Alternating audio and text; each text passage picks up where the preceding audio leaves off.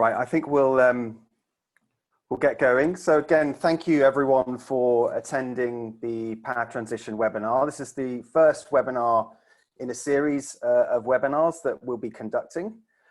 This one is Become a Key Player in the Flex Market. And before we get going, I'm just going to provide a bit of an introduction in terms of the webinar. So we've got 4 panelists with us today, and I've asked the panelists to just set their mute buttons, so when they're not speaking. Obviously, just a bit of a reminder, obviously it'd be great to just keep phones on silent. All of the attendees will be on mute throughout the duration of the webinar, and we've disabled the chat, and that's because we want to receive all your questions through the Q&A. So all of the questions will get answered, so feel free to jot those down during the process in that Q&A box. And any questions that we don't get the opportunity to answer today, we'll formally respond to those after the webinar via email. So would be grateful if you could promote the webinar on social media, and this also gives us an opportunity to retweet your tweets and your social media posts. So if you could just refer to hashtag #PTFlexMarket, that would be great. In terms of the series, we're open to suggestions, and we'd love to collaborate with you out there. And so if you've got ideas, do reach out to us at info@ptvolts.com. And we will be recording the session, so just so that everyone's aware of that.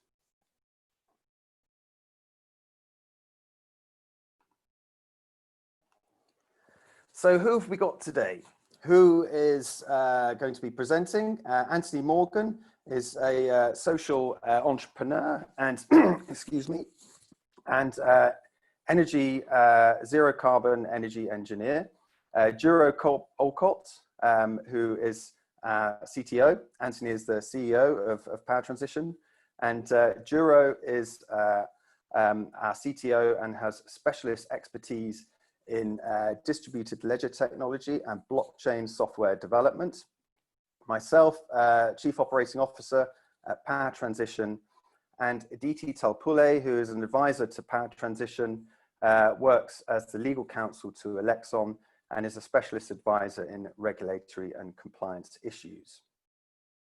So what are we going to cover today? Well, we're going to look at some of the energy sector challenges that I'm sure that a lot of you are extremely aware of, and some of the solutions, including the technology that we're bringing to the market. We're going to also talk and highlight the green recovery, look at active grid management, peer-to-peer and peer-to-grid trading. And also we're going to look at the recent up and coming regulatory changes and new market opportunities. So we're witnessing a rapid step change in how the energy industry in the UK is fast adapting to address these current challenges. So the whole system is really poised to usher in a new era of opportunity for stakeholders in the energy market. But this really is going to demand adaptability from us. It's going to demand innovation, and it's going to demand new solution providers to come to the table. The market's really going to open up. We're going to look at open data, standardization, low trading barriers, all coming forward. And local balancing and the development of flex markets is really kind of emerging as the cornerstone to this new era. So just last week, Bloomberg Green announced that the green recovery will create 3 times more jobs compared to a traditional economic recovery. And so it really highlights the need for cost-effective technological solutions, ones that have a positive impact and generate new revenue streams in emerging markets, such as the flex market. So what are the challenges? Well, we're seeing greater pressure on the stability of the grid. We're seeing increased costs and the price of electricity also on the rise consistently. although consequently we are experiencing negative pricing following COVID. You know, part of the challenge, as you'll all be aware of, is that we've got increased intermittent power sources, particularly solar and wind, connecting to the grid, and we're moving away from gas with the gas ban for homes in 2025, and we're driving towards this electrification. So we've got 38 million cars on the road, electric vehicles, by 2040. This is really coupled with National Grid's infrastructure, much of which was constructed in the 1930s, and essentially it's unfit for future purpose. You know, we're looking at 8% of the energy is lost in distribution, which is equivalent to 170,000 homes. So 2019, August last year, I believe it was, there was the energy blackouts, and this really highlights the urgency of the problem and highlights the need for new technology and solutions that work towards decentralization and digitalization. And this amidst an agenda set by the UK government to drive towards zero carbon by 2050.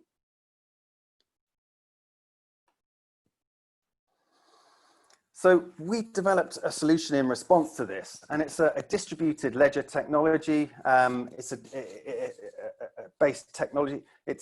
We've produced a digital energy platform, and before Juro, our CTO, goes into a bit more in depth in terms of distributed ledger technology, I'm going to give you a bit of an oversight of what our product is doing. So we've developed this transformatory digital energy platform, and it enables us to provide dynamic tracking, optimization, and balancing, which provides real-time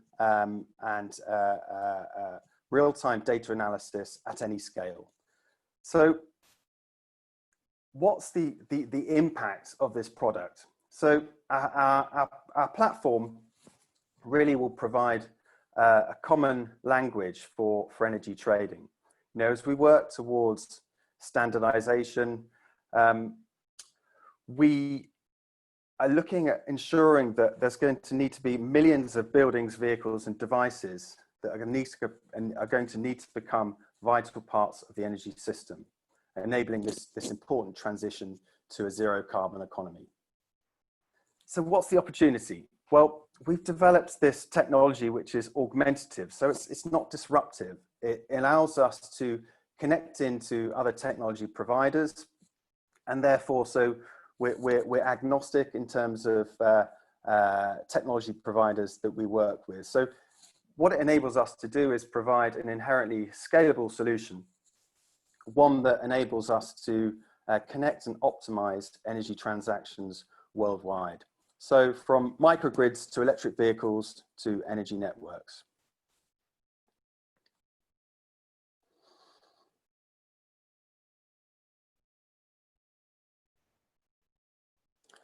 So I'm going to transfer over now to Aditi, who's going to talk about some of the regulatory and compliance challenges and opportunities, of course.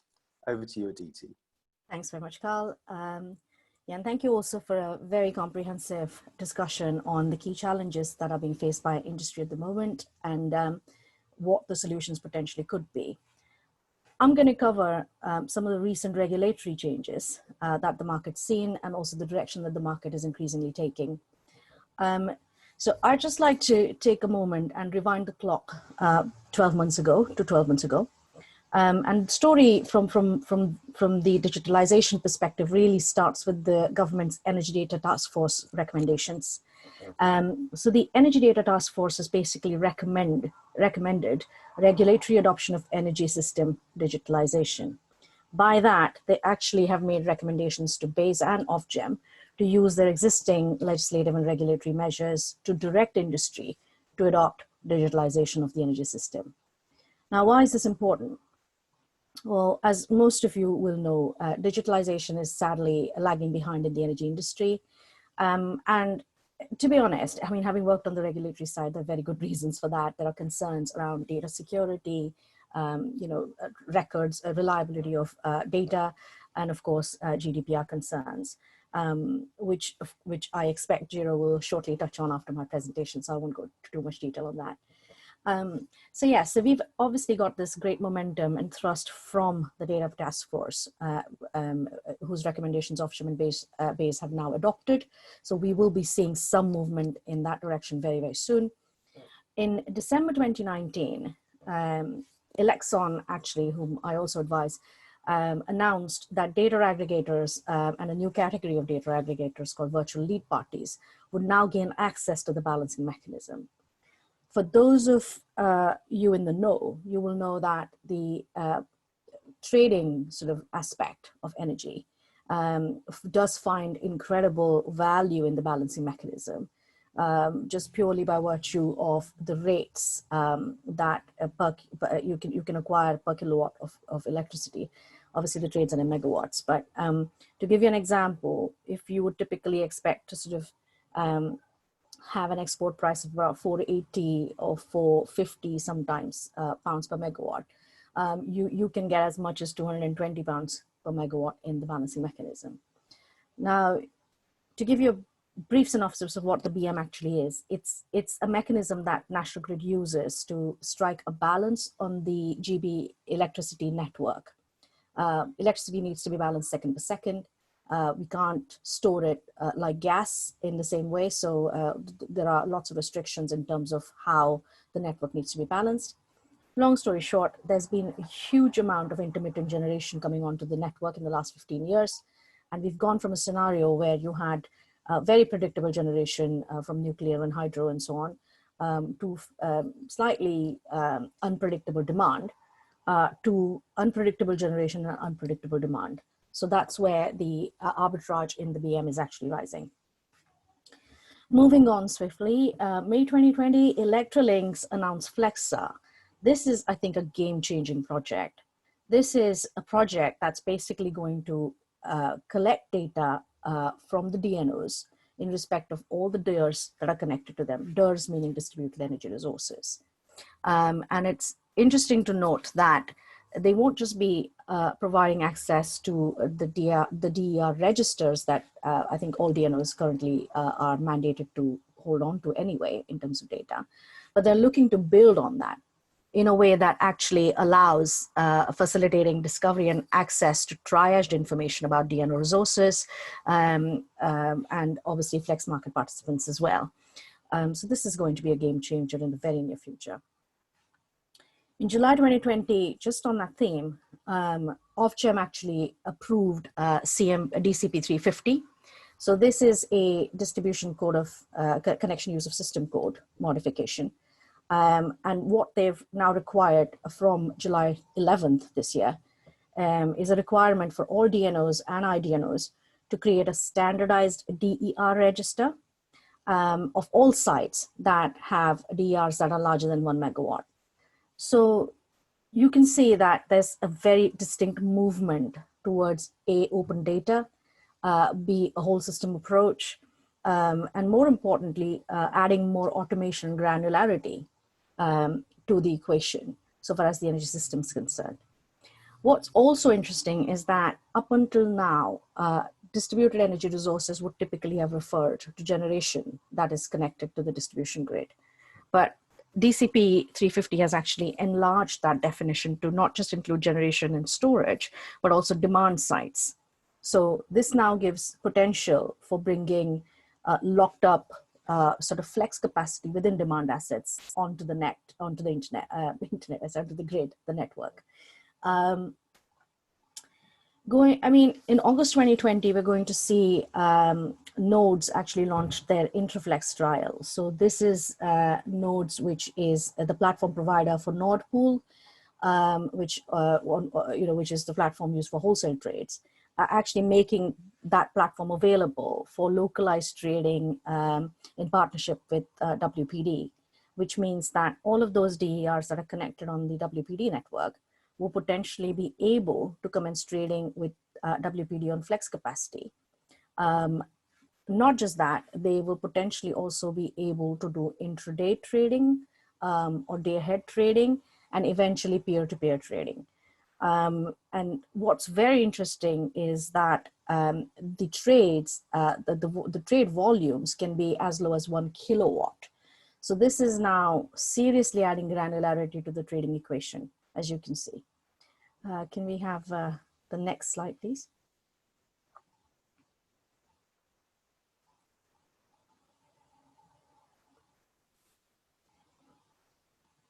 Hi, Carl. Thank you.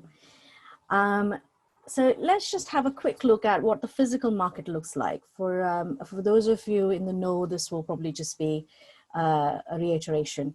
But very quickly, up until now, you can see that you have a generation unit that's then connected to a transmission network, that's then connected to the distribution network, and then down to the 11 kV consumer level. Now, you can see that at this point in time, the physical market sort of laid down as unidirectional flow, i.e. the flows go from the generation unit through the substations and then to the consumers who consume. But obviously, there's been a significant change to this relationship, because you now have the potential for bidirectional flows, i.e. consumers can actually be generators. And therefore, you have a bit of a circular economy. So the physical market, of course, or the physical network indeed is quite clear. Flows can be unidirectional, now increasingly bidirectional. But let's look at what that's actually done to the commercial market or the trading markets. Can we have the next slide, please? Thank you. So up until now, you had licensed bodies that would usually participate in the wholesale markets because you needed a license to access those markets. You needed a BCA, bilateral connection agreement, to access the wholesale market. You needed to be a BSC party to access the balancing services and the balancing mechanism.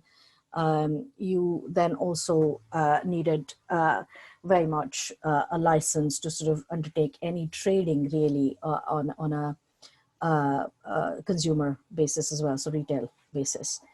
So what's changing? What's changing is that there is a growing recognition within regulatory space of the existence of prosumers, i.e. consumers who also generate electricity. And in to make a long story short, you now have access opening up to each of these markets. The wholesale market is still accessible only through a supplier or unless you're a licensed generator. But increasingly, there is talk about opening up the wholesale market as well. But in the meanwhile, the access to the balancing mechanism has been opened up since last year, as I explained December last year.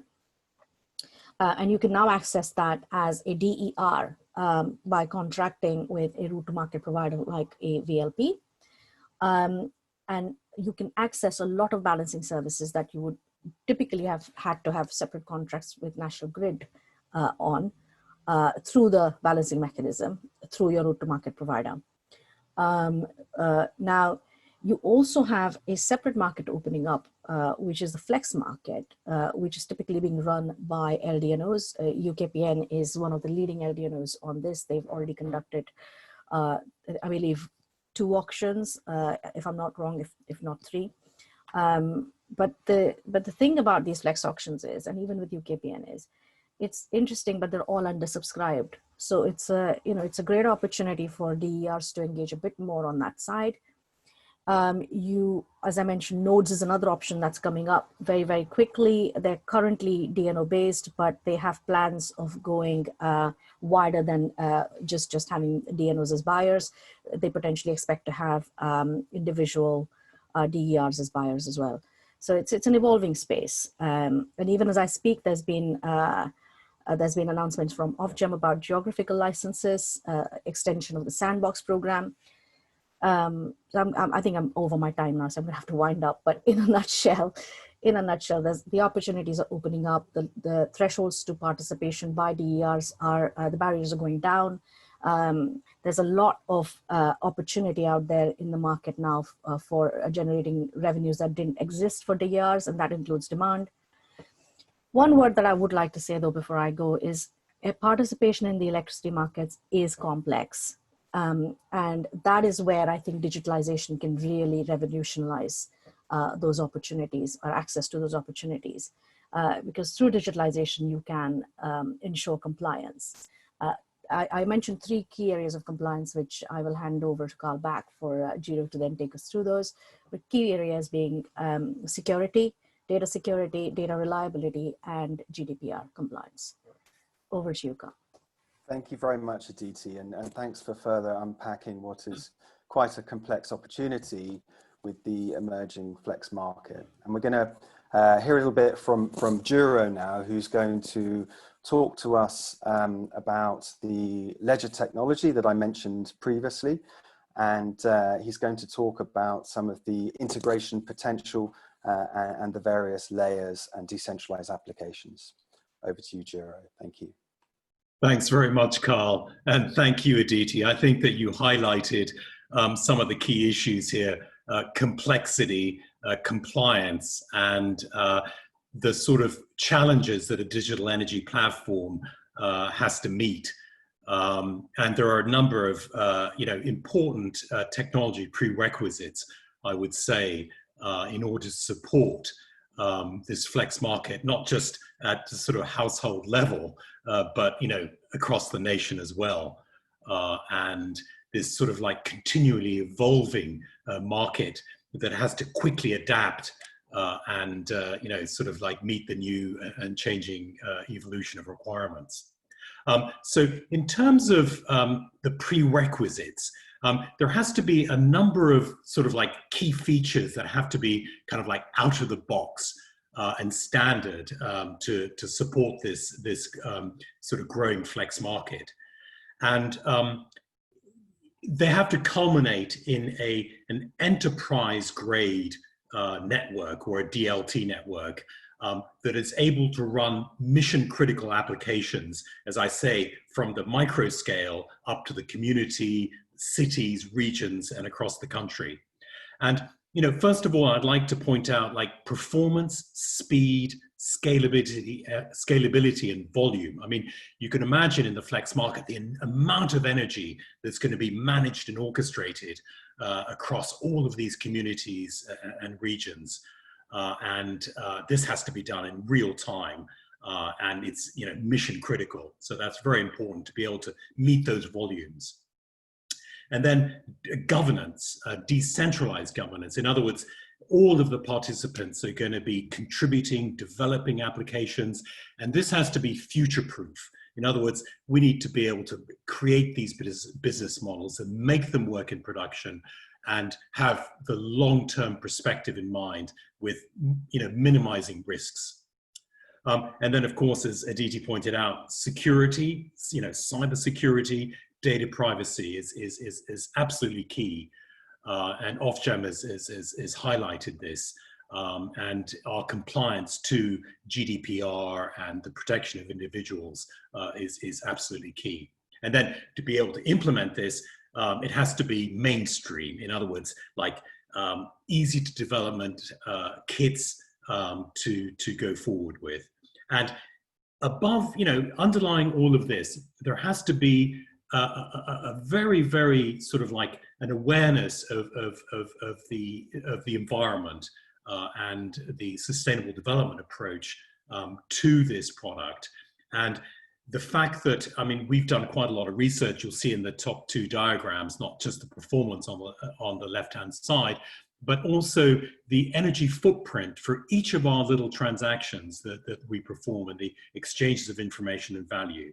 And we've compared ourselves with our peers, Visa being kind of the industry standard, with some of the other networks out there like Ethereum and Bitcoin. And we have a very, very small footprint, 1 watt per transaction, with micro transaction capability at very, very fast rates. And that is one of the key elements, if you will, to progress towards our, reducing our carbon footprint and optimizing this whole operation in the flex market. So if you go on to the next slide, please, Carl. Thanks very much. So this gives you a quick perspective of sort of the technology solution that we've architected. It shows you the supply chain or the value chain of the energy. And I'll explain this later in the next slide. But essentially what we do is our cloud-based platform reaches out in a secure way right down to the hardware level. So as the generation equipment, whether it's wind or solar, is generating electricity, we capture each of the units of energy, and we apply a special cipher key to that unit of energy. And then on top of that, we capture all of the material information associated with that energy, unit of energy, the provenance, all the technical data, quantities, the quality, as well as all the reporting information, both financial and non-financial information. And together, that cipher key and the information that's held within it, we call a token of energy. And you'll hear that a lot as we go forward, not just in the energy sector, but in all sectors that are eventually managed by distributed ledger technology, or DLT, is token and the value of the tokens. Now, and each of these tokens, which is the cipher key with all the information inside it, guarantees privacy of information and also is 100% tamper-proof. Okay, so if we go on to the next slide, please. Thanks. So this gives you that sort of the supply chain in a straight line, sort of bent over into a sort of circular energy value chain. And this is sort of important part of our sort of architecture. So on the top right-hand corner, you'll see some of the sort of like major commercial, what we call prosumers and consumers of energy. And they are able to subscribe to all the information that the market provides, such as all these TUOS values, market data, and all of the sort of trading activities that take place.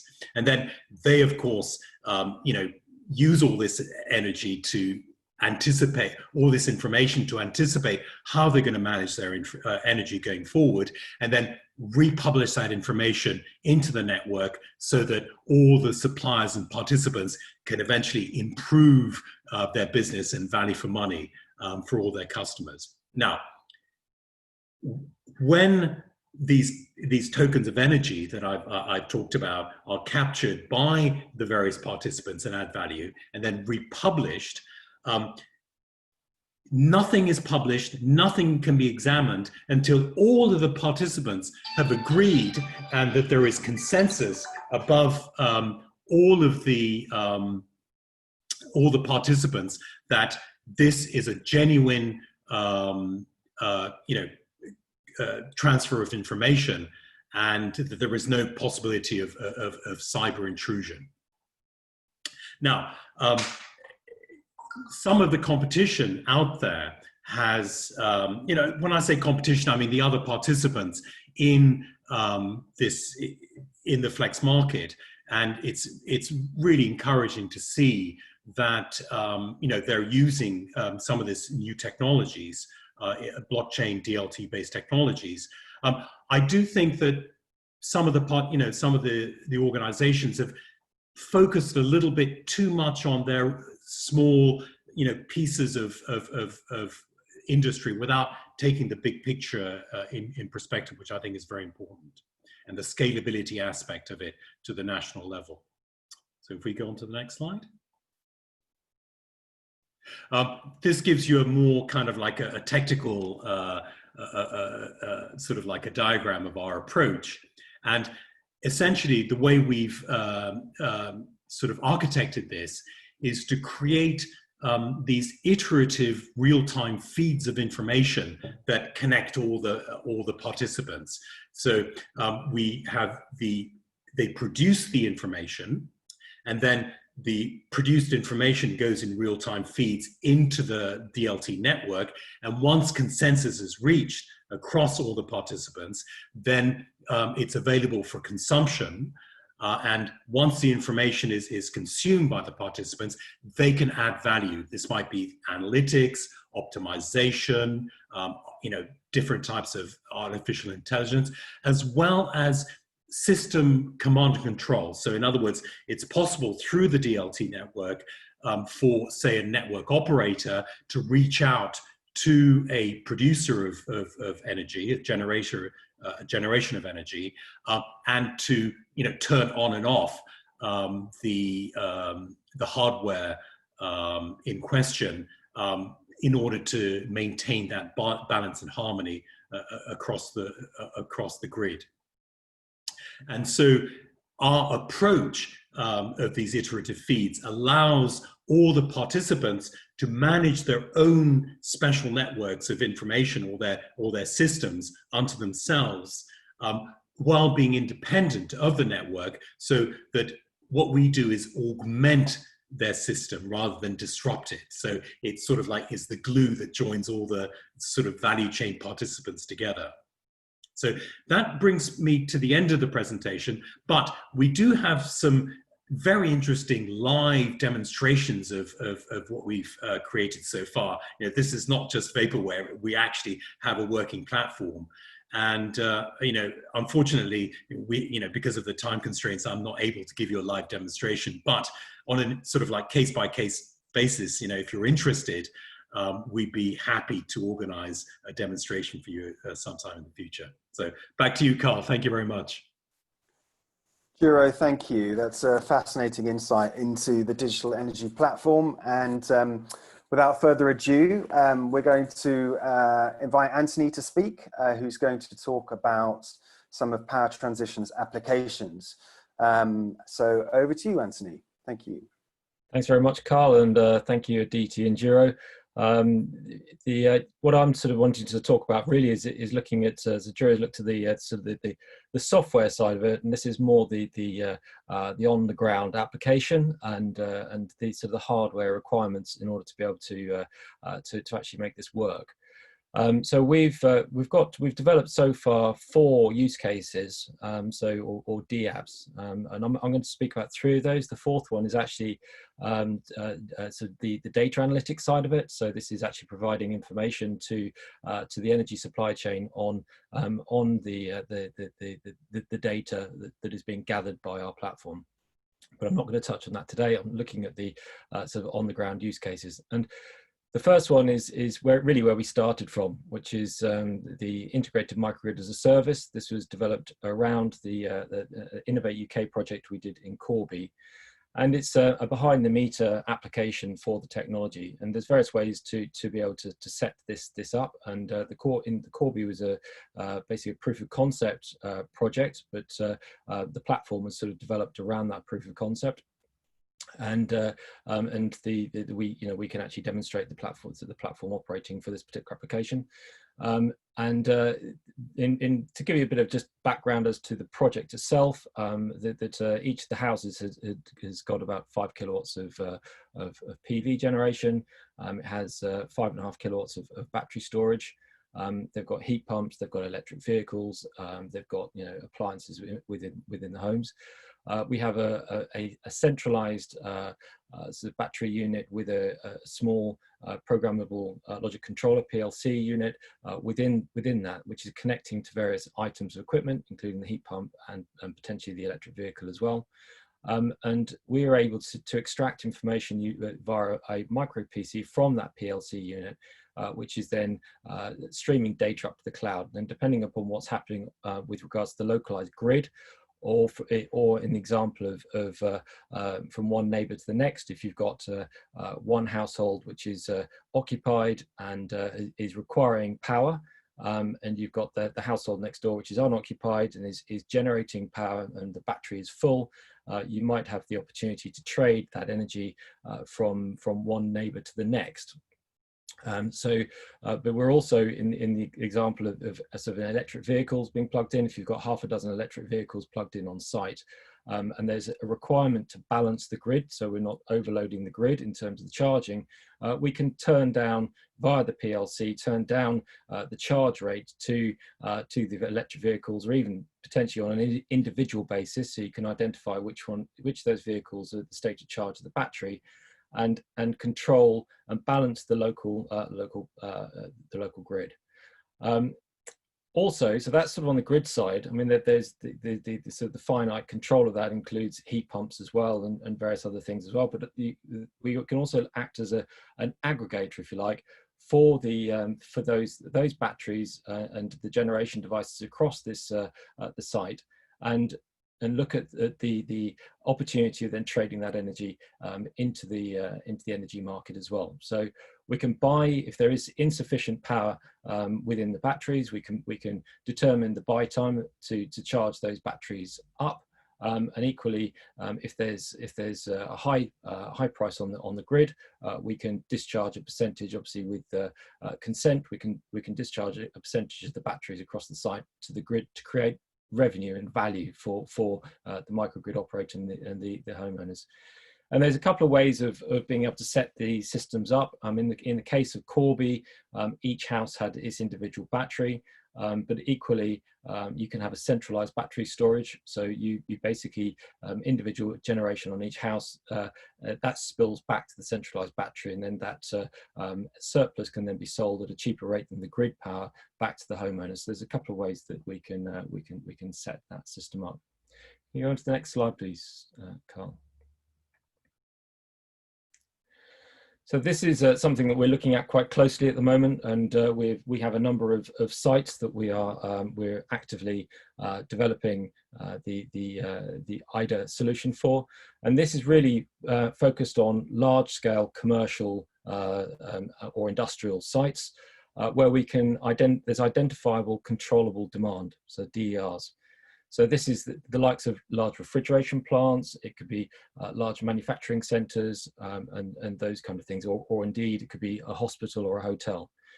And the way that this would work is that we would work with the existing BMS system, and again, if we have access to the APIs via the cloud, we basically take that data, that information feeds. There may be some additional equipment requirement. I mean, typically we need to have, as it is shown in this example, 4 meters. So, and there might be the requirement for additional on-site generation or opportunities for on-site generation and battery storage as well. So, and we would understand exactly what the consumption of the site looks like, how much generation there may be, what the percentage of batteries on site, the percentage of storage, and then make decisions based upon the cost of the energy on the grid, whether or not we turn things up. So we can turn some of that controllable demand, so some of the compressors, for example, on site might be turned down during peak periods, or indeed they can be turned up during sort of low cost periods to overcool, if you like, in the example of cooling, and equally the batteries can be used to then store generation and then trade that excess generation into the market when the grid demand so allows it. So in order to make this happen, we need to understand how much energy is being supplied to the grid. We need to understand from the grid, how much energy is actually consumed by the site. Any over generation, how much of that is being sold back to the grid, and then the amount of generation from the photovoltaic. So or wind or whatever the on-site generation may look like. Next slide, please. So this is sort of my final slide, really, and it's a use case that we're currently developing at the moment, and it's looking specifically at the opportunities around electric vehicle infrastructure. Now, I'll start by saying that as Carl started off his presentation by saying, they're forecasting 38 million electric vehicles on our roads by 2040. each of those vehicles, even on a slow charge, you'd be looking at typically 7 kilowatts per charge point. If every homeowner was to be plugging in their vehicle to their homes, the impact on the grid would be phenomenal, and it would result in massive infrastructure upgrades that would be required, and ultimately the end consumer is going to end up paying for those grid upgrades. So we've got to think about new models in order to be able to support the rollout of electric vehicles. And for this particular application, so multi-story car parks or the likes, where solar canopies can be provided to the car parks in addition to battery storage. This is another behind the meter solution. So in terms of regulation, it's a lot less restricted in how we manage that energy. And what we can do is that we can also reduce the impact, the burden on the national grid in terms of the grid infrastructure, should I say, in terms of what's needed to support the introduction of electric vehicles. The other use case that we're actually also quite interested in is this opportunity for peer-to-peer, vehicle-to-vehicle energy trading. And I'll give a quick example of that. So you've got a Tesla with a 100 kilowatt hour battery in it. And you've driven 3 miles down the road to the shopping centre, or you've got a Nissan Leaf, and you've with 55 kilowatt hours, and you've travelled 30 miles to the same shopping centre. And the Nissan Leaf is suffering from a bit of range anxiety, but the Tesla's got plenty of spare energy. There is a potential to sell some of the power from the Tesla to the Nissan Leaf to be able to top up, and in exchange for that, the Tesla might get free parking or some other reward mechanism for giving up some of that power. So this is something that we will be sort of heavily focused on in the next sort of 3 to 6 months. We've got a number of key players which have already aligned themselves to look at this opportunity with us. And what I'll just sort of really finish on saying is that one of the things that all of these slides do illustrate is actually that every single touch point in this environment requires a relationship. It requires us to be talking to the relevant participant in order to build the interfaces with those pieces of equipment. And we are totally agnostic about that. So if anybody on this call today is looking at these sorts of applications and is interested in how we might be able to engage with you to be able to enhance your product offering, then we would be really grateful to hear from you. And that's all from me for the time being. Back over to you, Carl. Thank you. Anthony, thank you for that. I mean, I think it's really very interesting to see illustratively the direction and flow of electricity specific to those applications and examples, and the flow also of the data and communications with respect to the DLT that was highlighted in yellow there.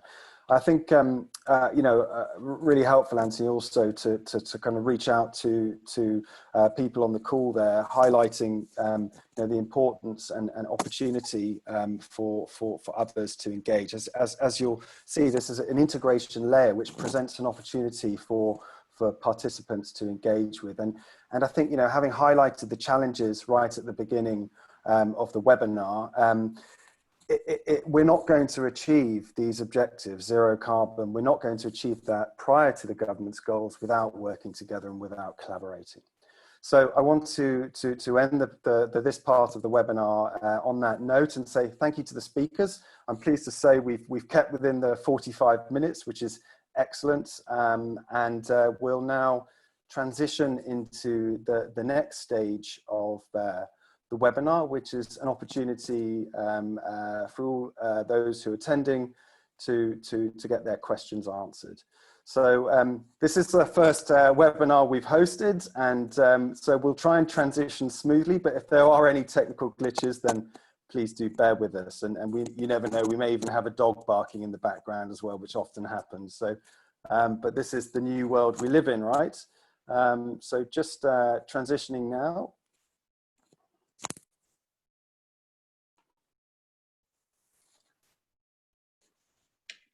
Got it. Cool. So if I can ask the speakers to unmute. Well, thank you first of all to the attendees for posting your questions. In fact, we've had a great deal of questions that have come through. So we'll spend the next 15 minutes or so answering those questions. The first question that's come up, very interestingly, is, and I'll open this up to the panel. The first question is from an anonymous attendee asking how, for example, our platform would integrate with Flexa. I think an interesting one, as Aditi mentioned, she talked about the consultation release for Flexa. So who would like to take that question first, please? Maybe I could just throw in a couple of bits and bytes input, and then maybe one of Aditi can take up the sort of business aspects of it. Sure. Yeah? Please. The way we approach all of our participants, including Flexa actually, is that we have these sets, we have these libraries of what we call DApps, or decentralized applications, and we basically develop and customize these DApps to plug straight into the portal that Flexa is developing to disseminate information to participants and take back their inputs. So we provide this sort of one-stop shop, if you will, of information exchange securely, and of course respecting all privacy to and from Flexa, to all of the participants in the market, whoever they may be. So, Aditi. Thanks, Jiro. Yeah, I mean, I can probably sort of talk a bit about how we can see in sort of platforms like Flexa actually adding a lot of value to participants or market participants. And I think the key thing is you would need a system that is able to actually control, so not just catalog your data, your metering data per asset, but also potentially enable automated control of each of those assets. Now, what Flexa could do is basically be your information stream that advises you on where and what is happening in your local DNO network, or the DNO network which is local to your asset. You could have multiple assets and multiple DNO networks, and you could potentially use Flexa to manage all of them. So this is about basically knowing what's happening in your local grid and where you can add value, and then use that information to then take your commercial decisions or your modeling decisions on which market and which revenue stack you'd like to basically activate or participate in that particular half an hour period. So I understand that my answer is probably quite complex for people that probably haven't had much to do with the electricity industry. But in a nutshell, in industry, settlement occurs on a half-hourly basis. And what's happened increasingly now is DERs will have a choice each half hour in terms of how they actually want to use their electricity, i.e. do they want to generate or do they want to consume? And I think Flexa in a nutshell can be one of the information sources based on which they can take that decision. That's fantastic. Thank you, Aditi and Juro. The next question that's been raised by the attendees is a couple of people have asked that they'd like to understand a bit more about how asset owners can get involved and engage with the platform, so DER. So who would like to answer that, please? Yeah, I mean, I can answer that if you like. So yeah, I mean, at the end of the day, there's a significant opening opportunity now for large demand sites, and the opportunity is sort of changing, sort of almost day by day in terms of how that looks. The first thing we need to understand is exactly what demand assets there are on site.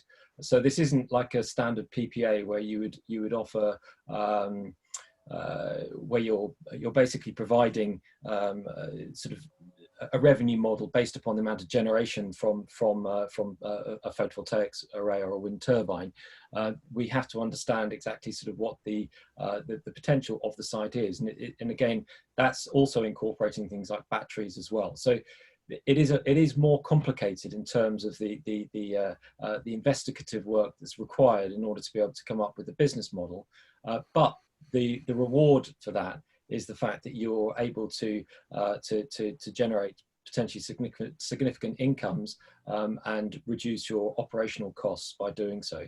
So anybody with a large demand site that is interested in speaking to us, then basically the basic information that we need is an understanding of the facility, its geographic location, and the sorts of demand that they have on site. Thanks very much, Anthony. Do anyone else want to add anything to that question, or we can swiftly move on to another question posed here? This is a question from Brian, and he's asked if there are challenges or difficulties for trading energy across national borders. Shall I pick this one up? Yeah. Thanks, Aditi. Cheers.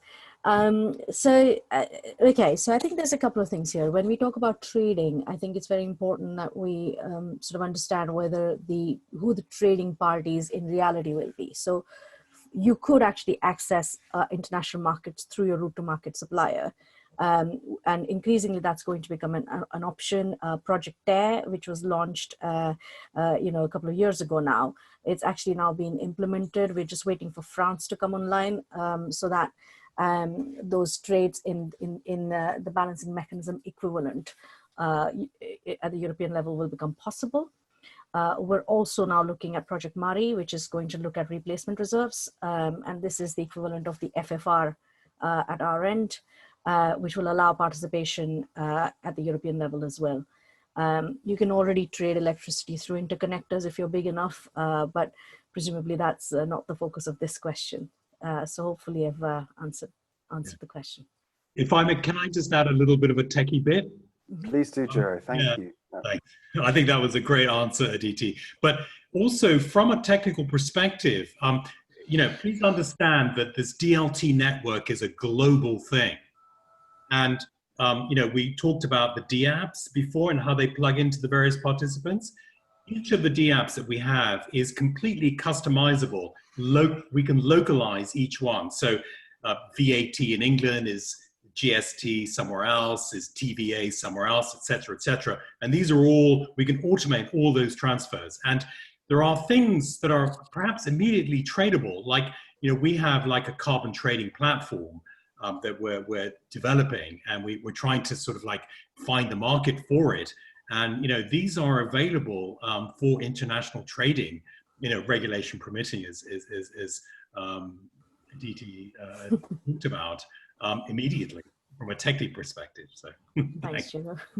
Thanks, Jiro. And that really kind of nicely segues into unpacking a little bit more about the distributed ledger technology. One of the questions that's been put forward is how is our platform different from, say, our competitors? And the one that's been referenced here is Electron. Perhaps. Should I answer that? Yeah, please, feel free. I'd go back to my original words in my presentation. It's enterprise grade DLT platforms running mission critical applications, which is scalable from the household, community, city, region, nation, continent. And that is absolutely key. And that we have to have this stability for all the participants to minimize their risk in terms of governance. And I think that what's important is that what we're dealing here, first of all, I mean, there was a lot of knee-jerk reaction in terms of what is blockchain and what is Bitcoin and all this sort of thing. And people had, governments, organizations, individuals had, sort of like, as I say, these knee-jerk reactions, which have kind of tainted things a bit. But now we're into a third generation that, you know, we've invested heavily into the Hedera Hashgraph network, which is the real enterprise grade focus. And it's not just sort of like the value of a Bitcoin and things like that, but it's actually providing that layer out of the box of immutable, cyber secure transactions and exchanges of information where it's completely trustless and the participants are, you know, trusted and anonymous at the same time. And I think that, you know, I think that one of the questions was about Electron. I mean, okay, there are a number of participants out there, which is really good. And I think that, you know, there's possibilities of endless collaboration, but it's important for everybody to focus on the big picture and how we can collaborate and integrate this service so it becomes like a mainstream flex market product, if you will. That's great. Thanks, Jiro. So, I mean, the main take from that is that there's evidently an integration opportunity with other platform providers, including Electron. Absolutely. Absolutely. Great. Thank you. There's an interesting question here from Jeremy. Thank you for your question, Jeremy Harrison, who said, we've clearly made the case for flex transactions. He's interested to understand why it needs to be a distributed ledger technology. Could a centralized solution work as well? Yeah, probably, Jiro, that's probably another one for you, if you don't mind. And yeah, okay, I don't mind. That centralized thing is the sort of the hub and spoke architecture. And, you know, that's a, you know, traditional kind of model. Well, I think that we've evolved from that. So we're going to a distributed or decentralized energy model, and a decentralized sort of like supporting mechanism is required. And if you try to apply a hub and spoke model to this big decentralized model, you're going to be confronted with huge scalability issues. And being able to manage that securely is going to be a serious headache. And also, you're opening yourself up to like a single point of attack by naughty people, by cyber attacks. And that increases the level of risk. And I don't think that's the way the energy business should be going down. I mean, I think there are millions and millions of pounds, dollars lost by the energy sector every year through cyber security attacks. And having this sort of centralized model, if you will, is definitely exposing ourselves to this vulnerability. So I think I can add a couple of things to what Jiro's just said. Thanks, Jiro, for explaining that really clearly. But even from a regulatory perspective, I think you can see that we're having real trouble with what we've currently got. I mean, we have got a centralized system and it does work, but it doesn't work in real time anymore, which is the demand of the day. It unfortunately also, because of the centralization, it makes the system robust, yes, but at the cost of being speedy. So it's heavy-footed, and it also adds cost. I shouldn't really say that considering I'm with Electron, but it is true. You know, network costs are growing, and they form about 40% of a consumer bill. So you have to look at other options on a long-term basis to reduce those costs to consumers and actually make the system, you know, more accessible, robust, but also agile, I think. Green too. Absolutely, yeah. No, thank you, Jiro and Aditi, for that. Those answers to what are posing to be some really interesting questions. So, you know, please feel free to keep putting your questions forward. There's an interesting question here from Sean. And I think we're going to try and identify a question so we can hear from Anthony. Will the PT Vaults platform remove the need for private wire agreements? And will it enable multiple asset generators to aggregate their production from many different locations across the UK and feed a specific energy demand requirement? Yeah, it's a really interesting one. So you've directed it at me, and I certainly will pick it up. But I'm sure Aditi will have a few words to say on this as well. So, but Thanks,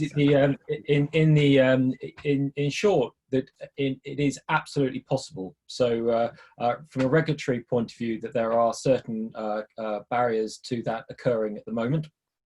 But certainly in terms of understanding exactly what's being generated and consumed, we can attribute generation to one site and consumption to another over the platform. In fact, we can go further than that. We can also then attribute the cost of the transmission of that energy from one site to another.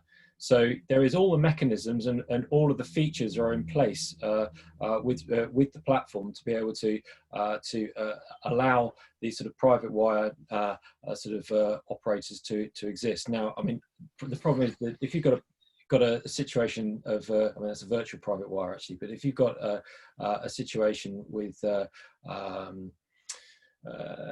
so you're trying to aggregate the aggregates of the production from various locations. Again, that is also absolutely possible as well. And actually, large organisations, there's nothing technically stopping a large organisation with a single point of billing from doing this to a degree as we speak. So the National Health Service, for example, where they've got a central billing mechanism for all of their energy, then that certainly would be perfectly feasible. From a regulatory point of view, there are certain barriers in the way, and I'll hand over to Aditi just to sort of fill in the gaps there. But again, you know, that this is a moving feast. So where we are today and where we'll be in 5 years' time are two very separate things. Yeah, I would second that. But I would just not, I'm kind of being a lawyer, unfortunately, I'm going to have to say they're not barriers, they are challenges. And the reason I say not barriers is because, you know, the electricity industry is heavily regulated, and it's heavily regulated for a reason. You know, security of supply is paramount, balance responsibility is paramount, you know, and all of these things are there for a very, very good reason. So in defense of the system at the moment, I'm going to say that, you know, it's evolved over a period of time to provide security of supply to consumers, also ensure that the charging methodology is fair through price control mechanism. So it's evolved over a period of time, you know, organically, and it's doing a good job for what it was designed to do. The problem is that the technology and the markets moved sideways to somewhere else. And we now see this lag in regulation trying to catch up. But we must not forget that the controls that we have in place are for a good reason. And they will only be lowered once we're confident that what we're replacing those with is actually good enough or better. And we're in that space right now where that assessment is currently being undertaken. The whole digitalization approach from the thrust of Ofgem BEIS is actually an extremely good sign. They're willing to engage with the market. They obviously want to make things happen, but we have to be patient for that analysis to be conducted. Now, in a nutshell, to answer the actual question, the aggregation and netting of volumes is very much a settlement question. And at the moment, VLPs are actually now able to aggregate at the GSP group level for those in the know on trading aspects. So that's already there. In terms of individual assets actually being able to aggregate within the GSP level or actually wider if things move later on, that's actually going to be slightly more difficult, because as soon as your electricity crosses your meter, which is your MPAN, and goes on to the public wire or the distribution grid, it's considered grid standard. So the settlement happens at the MPAN level and at the boundary point level. And anything beyond that is considered to be homogenized. So there's no local flavor to it. And we're working on that within the regulatory industry to try and recognize the geographical identity of electricity, that is a power that is generated, or even heat that's generated at a local level and consumed at a local level. And which is where I mentioned the geographical licenses in passing in my presentation, but that's something that's definitely opened the doors for that discussion. So it's an unfolding story, like Anthony says, and things are moving quite quickly. So definitely one to watch. I just said one final piece there, that even this week, there was an announcement made by Ofgem with regards to changes to the sandbox. Yes, that's correct. So which basically would, under special license, allow some of these investigative type projects to take place. So so this is really, it is absolutely real-time moving feast, and we're very, very much aware of how things are unfolding and how we can optimize on that. That's fantastic. Thank you for the answers. I think we've probably got time for just one more question, and I'm going to segue slightly to a question from Omar Perez. I think it's a really important one, just thinking about skills and transitioning to this new emerging flex market. And Omar has asked, in terms of this new emerging industry, what technical skills would you recommend most to study? For example, web development, backend, data science, cybersecurity. Could you provide perhaps some guidance there, the speakers, in terms of bringing new entrepreneurs and study students into this area? I think we can all answer that question, actually. I mean, from a tech perspective, we are always looking for talent in the software business. And as I think, Reuters Green thing that some of you are talking about, Carl. Yeah, Bloomberg Green. Yeah. This is an opportunity to really create great jobs. Taking it from, traditional, business framework to the new business framework, it's this amazing opportunities in every area, I think. Agreed. Yeah, very much so. Anthony or Aditi, was there anything you'd like to add on that question in terms of, homing in on specialist skills that would be helpful for young individuals coming through? Yeah. Sorry, you carry on. No. Please. Oh, I should use my privilege in that case. No, I was just going to second what Jiro said. I think there's room for everybody, and quite honestly, this is a emerging field. So it's obviously software and software development is probably going to form core of the whole digitalization movement. But there's plenty of room for physical engineers. There's plenty of room for, sustainability focused people. There is plenty of room for behavioral change analysts, consumer behavior change analysts. We have to remember that at the end of the day, this is as much a social psychological movement as it is actually a physical commercial movement. So there's really room for everybody. And I think the first step towards anybody wishing to get involved would be to sort of try and find what their interest area is within this context, and then just try to know more. People are available, more people than not are going to be readily available to answer your questions, or just, narrate their own experiences, or whatever you find helpful. So don't be afraid to reach out.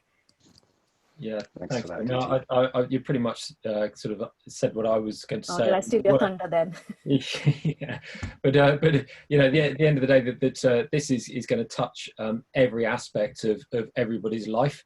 So, in terms of sort of energy and even, sort of automotive industries, it really is so broad that the opportunities, it's just identifying sort of where the right opportunities lie. From a purely software perspective, and software development, as Jiro said, that if you're looking at this sort of coming into this industry and looking at it from a software development point of view, then obviously understanding the details about sort of blockchain and what works and what doesn't work is essential. But there's plenty of opportunity for everybody. Yeah, and if I may quickly add that this sort of lockdown that we've experienced in the last several months, it's made us realize how vulnerable we are and how dependent we are on electricity, from charging up the iPhone or the Android in the morning, to making your cup of tea and everything like that, to being able to exchange value and information in a completely trusted way with all of, across the whole nation. It really has highlighted our vulnerability and our dependence on that, actually, and how, we need to change and adapt. Excellent. Thank you. Thank you to all of the speakers. It's been a very insightful and fascinating session, and really enjoyable to hear from all of you. And of course, thank you to all of you at home. We've managed to get through the webinar without any dogs barking or any major interruptions. So that's always good. And we really look forward to hearing from you. So please do reach out to info@ptvaults.com, and do watch out for announcements with regards to feedback and also questions that we've not had the time to answer today. So on that note, we look forward to seeing you next time. Thank you. Bye-bye. Thank you. Thank Thank you you very very much. Thank you, everybody. Thank you. Cheers. Bye.